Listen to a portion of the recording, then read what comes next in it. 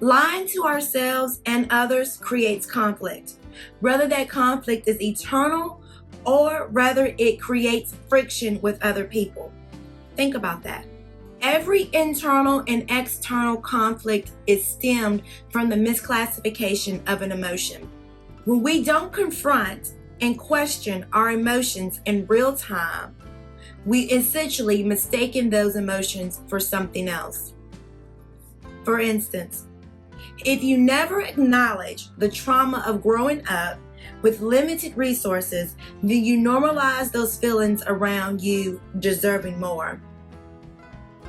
So then you live a life thinking you deserve more, which causes you to build an overextended, luxurious life in an unhealthy relationship or marriage because you envied a life that really didn't belong to you, but belonged to someone else.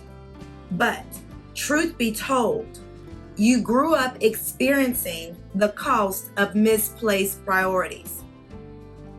But since you refuse to confront that external conflict, you spent decades of your life creating an internal conflict. Do you see where this is going? Daily self-reflection gives you the opportunity to evaluate and test out your emotions around the happenings of that day. The more you look inward, the depth of distance you will see. The more you look in, the further you can see. You will start to pull apart every reaction you made towards any gesture or response that was directed towards you. Dissecting each reaction takes you directly to the emotion that caused that reaction, thereby providing you with insight on what internal or external conflict you are in need of confronting. Now, how do you dissect your emotions? Well, James chapter 5, verse 16 tells us, "The earnest prayer of a righteous person has great power and produces wonderful results." So, I suggest you should always start with prayer. And in this instance, a prayer could essentially be something like, "Lord, this happened today, and I did or said this. In response, this happened. Help me to understand my reaction." That is just a sample prayer that you can quickly pray when you are beginning your self-reflection journey. After you say your prayer, then I suggest you asking yourself these 3 questions. Question number 1. What was the last concept you remember thinking before you reacted in that manner?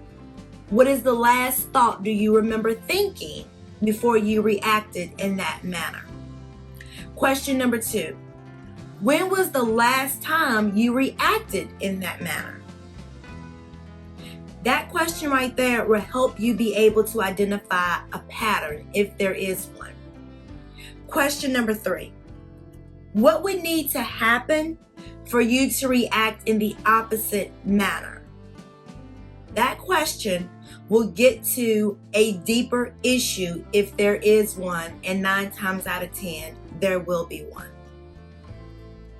Now, I know you're wondering, what if nothing bad happened? What if there was no conflict that happened that day? Why should I still take myself through this exercise? Great question. And my answer to you is, the enemy is always looking for an opening into your spirit. Prayer and consistent self-awareness narrows any opening for the enemy to enter. When you can properly identify your emotions in real time, you can then be honest with yourself and with others. Is this helpful to you? Comment below and let me know. Just in case you're new here, hello, I'm Sheena Yvonne from Practicing Peacemaking Ministries, which is a praying and interceding ministry that was gifted to me to serve emotional support counselors who struggle with their own eternal stuff. Our mission at PPM is to use spiritual emotional intelligence to resolve conflict of any kind, internal and external, so we can create and build healthier and stronger, peaceful relationships. Will you join us? Beloved, I encourage you to subscribe to this channel if today's message resonated with you at any shape, form, or fashion.